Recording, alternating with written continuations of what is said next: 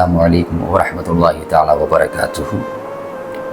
سامعین کرام، ایک مرتبہ پھر آپ کی خدمت میں حاضر ہوا ہوں۔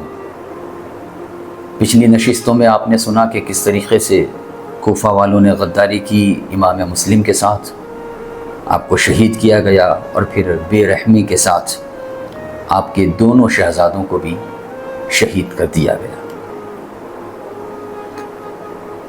ادھر امام علی مقام امام حسین علیہ السلام اپنے قبیلے کے ساتھ، اپنے جانثاروں کے ساتھ مکۃ المکرمہ سے روانہ ہو چکے۔ ہجری 60 اور ذی الحج کی تاریخ 8،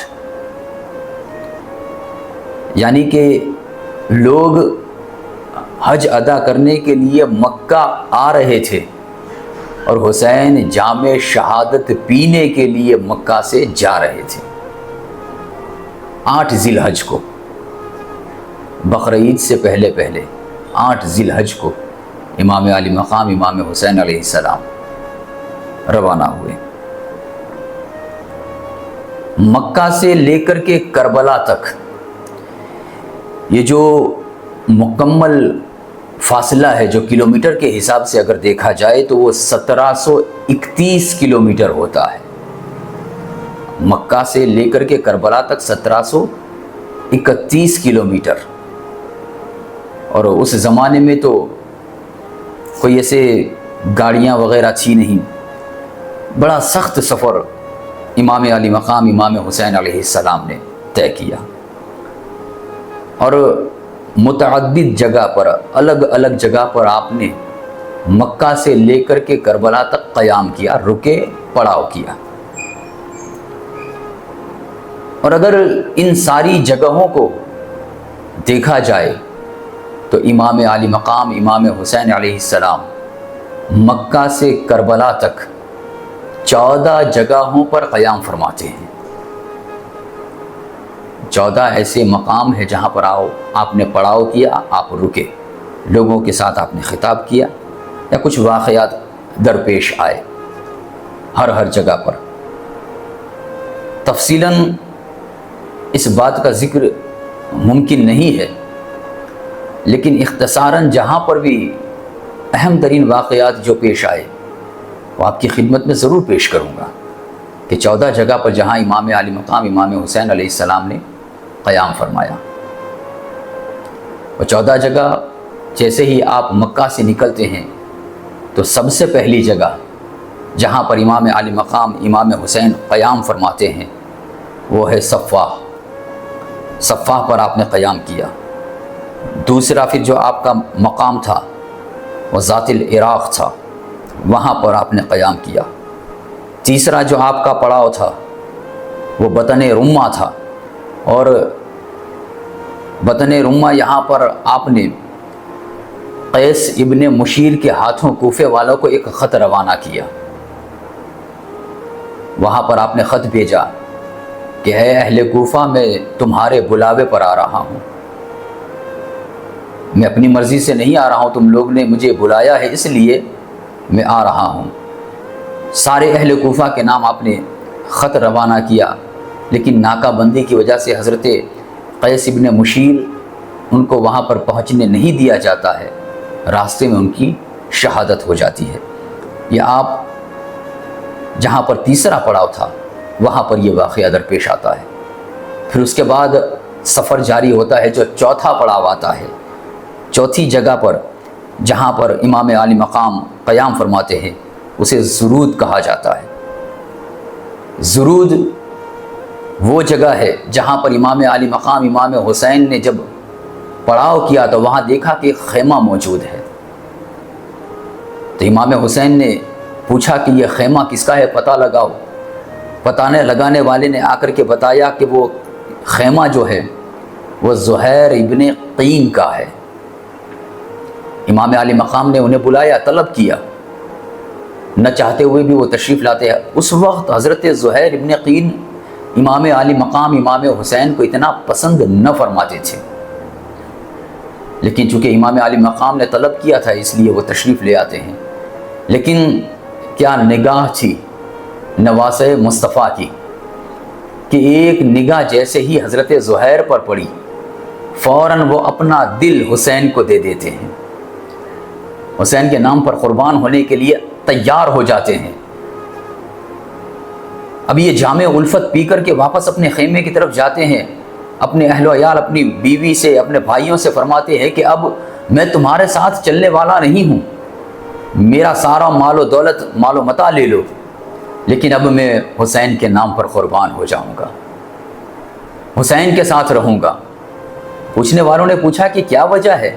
امام علی مقام کے ساتھ میں کہا کہ مجھے ایک بات یاد آ گئی کہ ہم لوگ ایک جنگ میں تھے، وہاں پر ہمیں فتح نصیب ہوئی، فتح یاب ہوئے، مال غنیمت، ہمیں بہت سارا مال غنیمت ملا۔ جب میرے پاس مال غنیمت آیا تو میں اسے دیکھ کر کے بڑا خوش ہوا، بہت خوش ہو گیا مال غنیمت دیکھ کر کے۔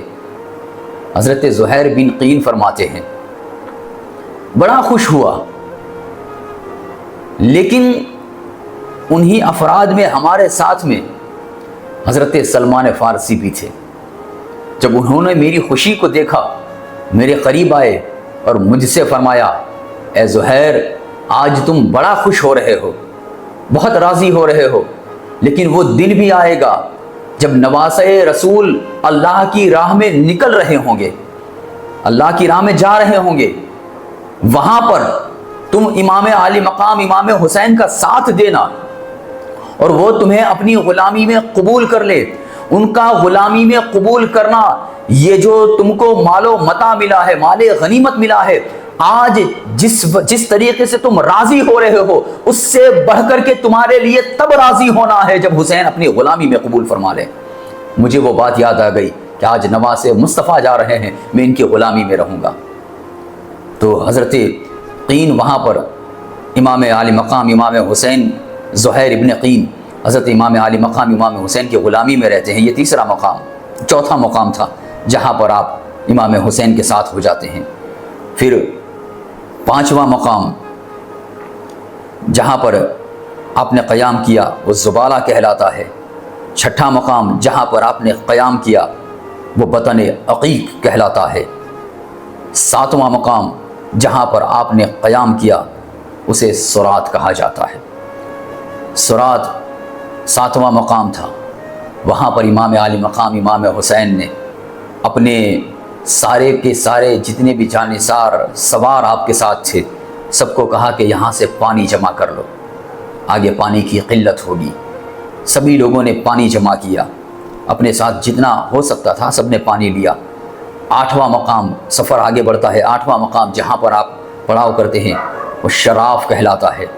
وہاں پر چند لوگوں نے آپ کے ساتھ میں جو تھے انہوں نے ایک لشکر کو دیکھا کہ سامنے سے لشکر آ رہا ہے، تو امام علی مقام امام حسین علیہ السلام اپنے سارے جانثاروں کو ایک ٹیلے کے پیچھے لے جاتے ہیں، وہاں پر آپ قیام فرماتے ہیں سرات کی سرزمین پر۔ نواں مقام جسے ذو حشم کہا جاتا ہے، ذو حشم یہ نواں مقام تھا جہاں پر آپ تشریف فرما ہوئے۔ اس مقام پر حر کا لشکر آپ کے سامنے آ گیا۔ حر، ان کی داستان بہت عجیب ہے۔ دل میں ایک ہلکی سی محبت تو تھی، ہمدردی تھی، لیکن ان کی تلواریں حکومت کے ساتھ تھیں۔ حر نے آپ کا راستہ روکا، لیکن ہانپتے ہوئے، دوڑتے ہوئے، بھاگتے ہوئے جیسے ہی وہ قریب آتے ہیں امام علی مقام کو کہتے ہیں کہ آپ آگے نہیں جا سکتے ہیں، آپ کوفے کی طرف نہیں جا سکتے ہیں۔ تو امام علی مقام نے کہا کہ اے حر، ذرا سانس تو لے لو، پانی تو پی لو، خود بھی پانی پیو، تمہارے جانور بھی دیکھو کیسے ہانپ رہے ہیں، ان کو بھی پانی پلاؤ۔ امام علی مقام نے اپنے ساتھ لوگوں کو جو کہا تھا کہ پانی جمع کر لو، ان سے کہا جاتا ہے کہ ان کو پانی پیش کرو۔ پانی پیش کیا جاتا ہے اور آپ خود پانی پلاتے ہیں۔ حر نے کہا اس سے آگے کوفے کی طرف نہیں جانے دیں گے۔ امام نے کہا کہ وقت ظہر ہے، نماز تو ادا کر لو، نماز ادا کر لو۔ کہا امامت کون کرائے گا؟ کہا تم جسے بہتر جانتے ہو۔ کیا نواسے رسول سے بہتر بھی کوئی امامت کے حقدار ہے، امامت کے لائق ہے؟ کہا نہیں۔ تو پھر آؤ نماز ادا کر لو۔ امام علی مقام امام حسین کی اقتداء میں نماز ادا کی جاتی ہے، نماز پڑھتے ہیں۔ اس کے بعد وہ امام علی مقام کے ساتھ ہمراہ میں وہ قافلہ چلتا جا رہا ہے، کوفے کی طرف نہیں لے جانے دیا جا رہا ہے، آپ کا راستہ دوسری طرف موڑا جا رہا ہے۔ 10واں مقام آپ مقام بیضہ میں قیام فرماتے ہیں۔ 11واں مقام جہاں پر آپ قیام فرماتے ہیں وہ عزیب الحجنات ہے، وہاں پر قیام فرماتے ہیں۔ 12واں مقام جہاں پر آپ قیام فرماتے ہیں وہ قصر بنی مقاتل ہے۔ قصر بنی مقاتل یہ وہ جگہ ہے جہاں پر سیدنا علی اکبر علیہ السلام وہ خواب دیکھتے ہیں کہ یہ یزیدی لشکر انہیں قتل کر رہا ہے، بیدار ہوتے ہیں، بارگاہ حسین میں تشریف لاتے ہیں، بابا جان میں نے یہ خواب دیکھا ہے کہ یہ ہمیں قتل کر رہے ہیں۔ امام علی مقام امام حسین نے فرمایا کہ بے شک ہمیں اللہ کی رضا پر راضی ہونا ہے، اللہ تبارک و تعالیٰ نے جو ہمارا مقدر لکھا ہے وہ ہو کے رہنا ہے۔ یہ سیدنا علی اکبر کا خواب تھا کہ جو 12ویں مقام پر دیکھا گیا۔ 13واں مقام جہاں پر امام علی مقام امام حسین قیام فرماتے ہیں وہ مقام نینوا۔ اب آپ وہاں پر جیسے قیام فرماتے ہیں، یزید کی طرف سے حر کو یہ پیغام آ چکا تھا کہ اب حسین جہاں بھی ہے وہیں پر روک لیا جائے، اس سے آگے انہیں جانے نہ دیا جائے۔